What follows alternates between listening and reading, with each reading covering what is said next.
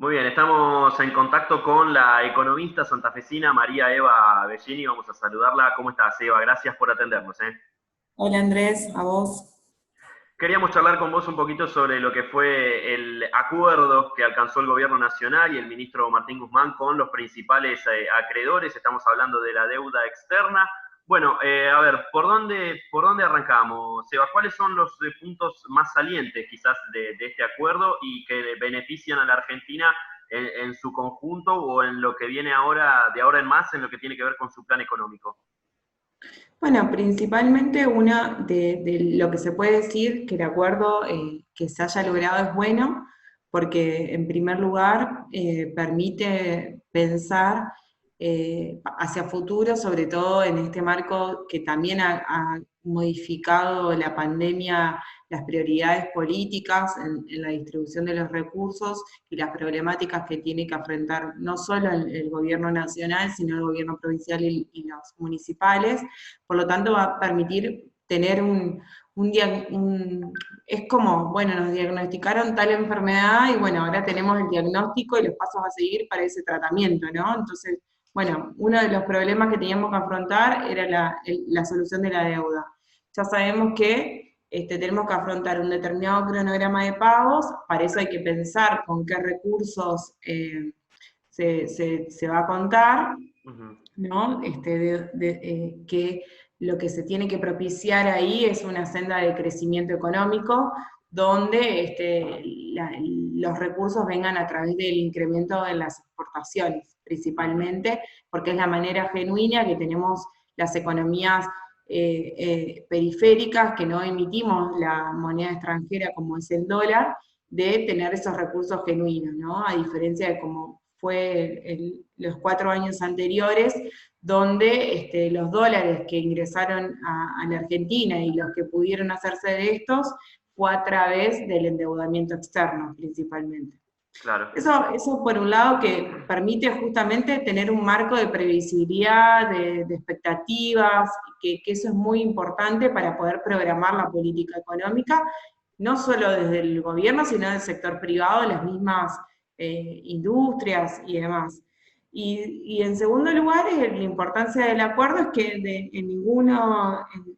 en el acuerdo no se dejaron de lado ninguna de las tres premisas básicas que tenía el gobierno nacional, que es uno es la sostenibilidad del cronograma de pagos, que sea posible pagar, ¿no? Otro es justamente que sea compatible con los proyectos y los objetivos en, una, en un pensamiento de desarrollo económico y social que plantea este gobierno. Ujú. Y en tercer lugar, que también los acreedores enfrentan su cuota de responsabilidad, ¿no? En el momento que tomaron deuda del Estado argentino, ellos, las cuentas son públicas, sabían muy bien en las condiciones en que lo hacían, digamos, ¿no? Entonces, Claro.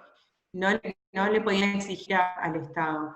Y, lo que terminó resultando desde la primera oferta en el mes de abril hasta hoy, bueno, creo que fue positivo para el Estado Nacional porque los acreedores internacionales, desde la primera oferta que pedían al valor presente neto de cada 100 dólares que debía la Argentina, pedían 93 que se paguen, terminaron arreglando en este 54,8, ¿no? Y Claro. el Estado Nacional empezó con una oferta de 30 dólares aproximadamente. Entonces, los que más tuvieron que ceder en un 70% fueron los acreedores privados. Entonces, eso es muy importante. Después, otro dato del acuerdo es que casi no hay quita de capital, lo que hay es un 60% el ahorro de esta reestructuración viene del lado de los intereses. Ujú. eh, los intereses que había acordado Macri pagar principalmente rondaban al 7%, que eso marcaba el riesgo de esa toma de deuda, ¿no? Cuando el resto del mundo son tasas cercanas a cero, cuando Claro. se están endeudando. Y bueno, esa fue la principal quita de deuda que nos permite un ahorro aproximado al país de más de 30.000 millones de dólares, ¿no? Ajá. Entonces, me parece que ese es un buen resultado y todavía falta esperar que terminen de entrar el resto de los acreedores, que otro de los datos de ayer es la prórroga para el cierre y la activación de la cláusula colectiva, digamos que obliga, por más que vos no te guste la propuesta, que la tengas que aceptar, que cierra el 24 de agosto.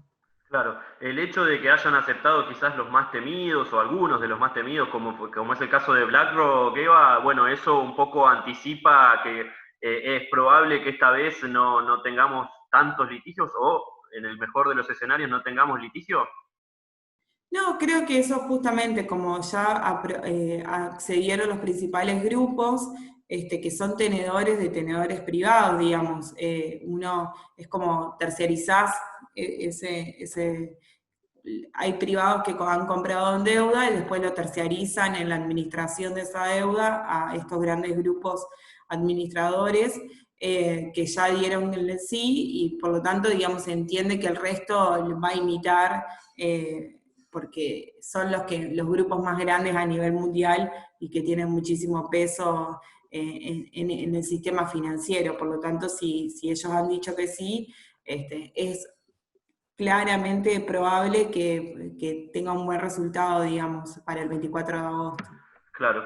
¿Cuál sería, Eva, y esto para, a ver, resolver una discusión que tuve con un amigo hace algunos días, que me decía, para mí no hay que pagar la deuda, no hay que pagar nada, porque es una deuda usuraria, bueno, el discurso que mantiene por ahí la izquierda trotskista en la Argentina, ¿no?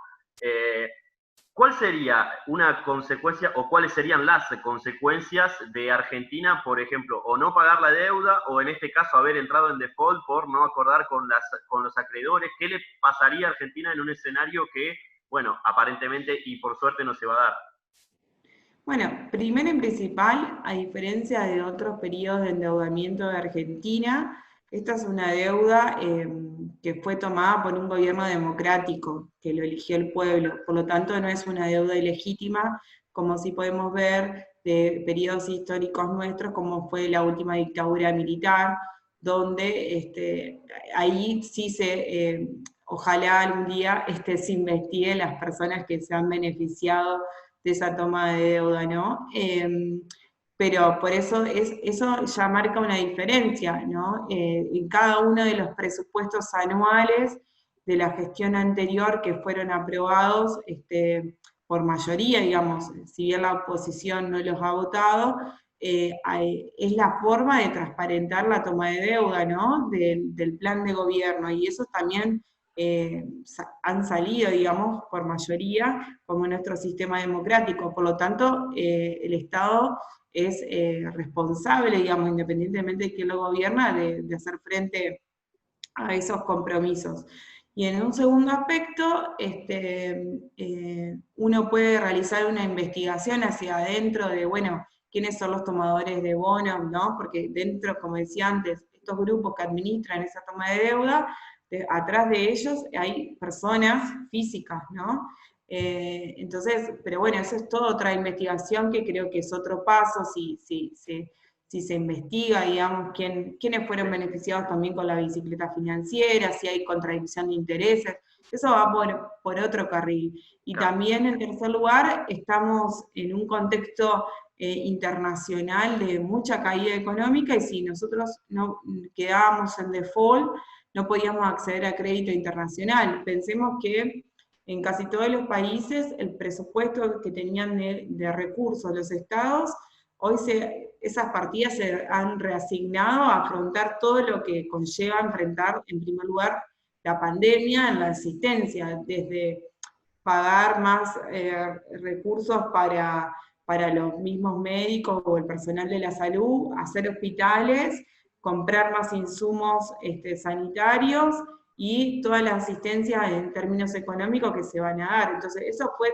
toda una reasignación de los recursos de nuestro presupuesto, con lo cual mucha por ejemplo, en este caso en Argentina no pasó porque el presupuesto se siguió ejecutando el mismo del año pasado por una decisión de Alberto Fernández de no conocer el estado de cuentas, pero en otros países puede no haber pasado, y muchas de las obras públicas, por ejemplo, que quizás estaban proyectadas, no se han podido hacer por esta reasignación de recursos.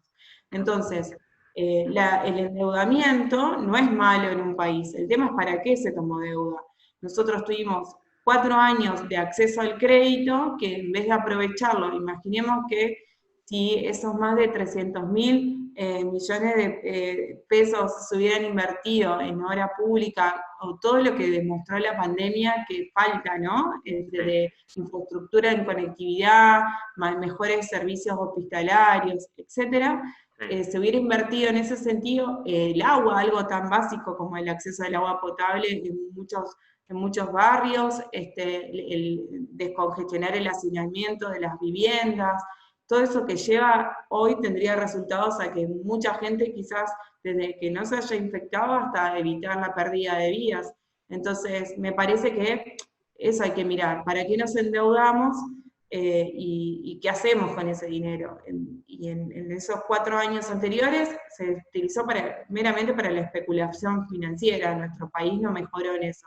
Entonces, poder arreglar hoy la deuda permite tener habilitado el acceso al crédito, que claramente, o desde mi punto de vista, esta gestión tiene otra mirada sobre si tomamos deuda, para qué la vamos a usar, ¿no? Claro. Con un pensamiento más estratégico en términos del desarrollo económico y el desarrollo social también. Claro. La última pregunta, Eva, bueno, ¿y ahora qué se viene? Digo, vos ves que hay un plan por parte del gobierno, ¿qué nos espera para lo que queda de este año tan complicado y para pensar también en el inicio del año que viene, del 2021? Bueno, en términos de deuda, ahora queda arreglar con el Fondo Monetario, digamos, empezar esa otra negociación que es totalmente distinta.